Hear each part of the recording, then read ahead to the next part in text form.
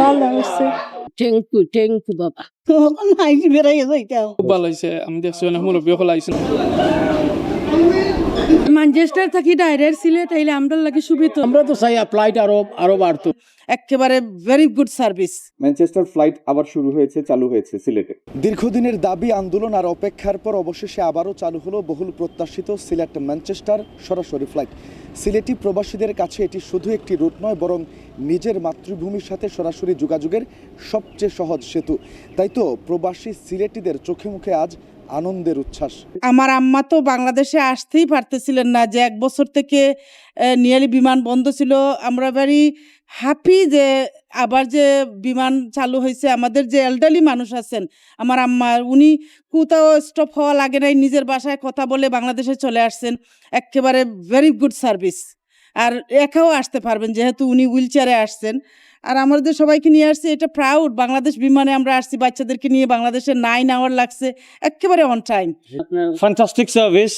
First day, first flight. We're happy it's back because I'm from northeast of UK, and that's our closest airport. So I'm very happy and glad it's back, and we were direct here. So very fantastic service. Thank you. খুশি আছি। এর লাগে তো আইছি না, ওখান নাইলাম। কতদিন আইসেন না এখানে? দেখা হইয়া যাইতাম। কষ্ট হয়েছে তো বেশি। ফার্স্ট বেশি আমি বেমার তো। তো খুশি আপনি? সবাই খুশি। ধন্যবাদ দিবানিতে সরকারের। বিভিন্ন নিতে ধন্যবাদ। থ্যাংক ইউ বাবা। আমরা প্রবাসে যারা থাকি ডাইরেক্ট সিলেট আইলে আমরা অনেক খুশি, আমরা অনেক আনন্দিত। বাংলাদেশ সরকার যে নতুন করে আবার ফ্লাইট চালু করছে, এতে আমরা খুশি আছি, হ্যাপি আছি। তখন হাইজি বেড়াইয়া যাইতাম। আরাম পাইছে একবার।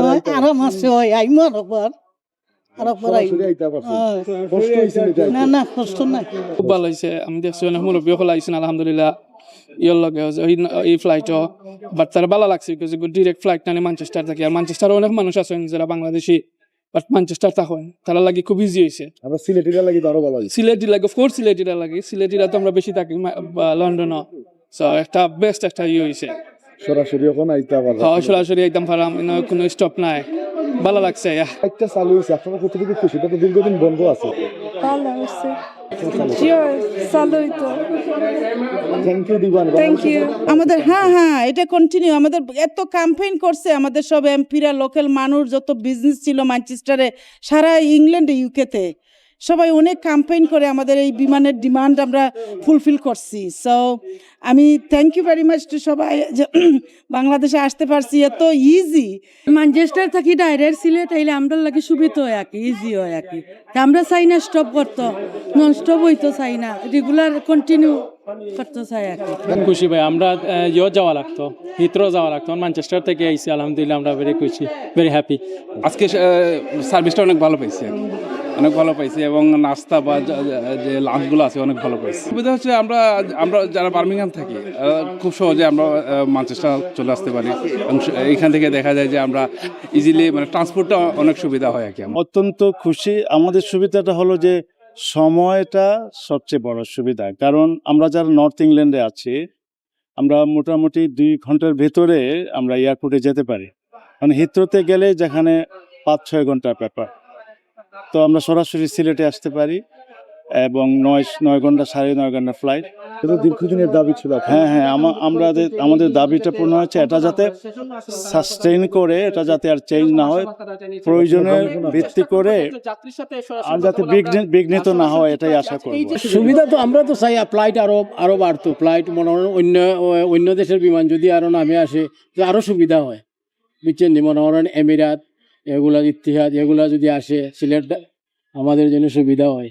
আর বর্তমানে যে আজকে যে ফ্লাইট আমরা সার্ভিস খুব ভালো পাইছি, আমরা আশা করি যে এই ফ্লাইটগুলো সরাসরি যাতে সব সময় চালু থাকে, যাতে বন্ধ না হয়। দীর্ঘ প্রতীক্ষিত ম্যানচেস্টার ফ্লাইট আবার শুরু হয়েছে, চালু হয়েছে সিলেটে।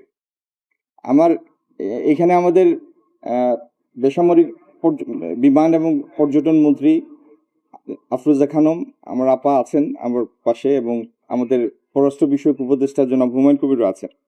ওনার কথা শুনে আপনারা তো বুঝলেন যে সিলেটে যারাই আছি আমরা ক্যাবিনেটে, আমরা সবাই এই বিষয়ে কনসার্ন ছিলাম, এবং আমাদের জন্য সুখের বিষয় খোদ প্রধানমন্ত্রী এই বিষয়ে কনসার্ন। তো প্রধানমন্ত্রীরও যে কারণে সিলেটের প্রতি একটু বাড়তি মায়া মমত্ব, আমার মাননীয় বিমানমন্ত্রীরও সেই একই কারণে বাড়তি মমত্ব।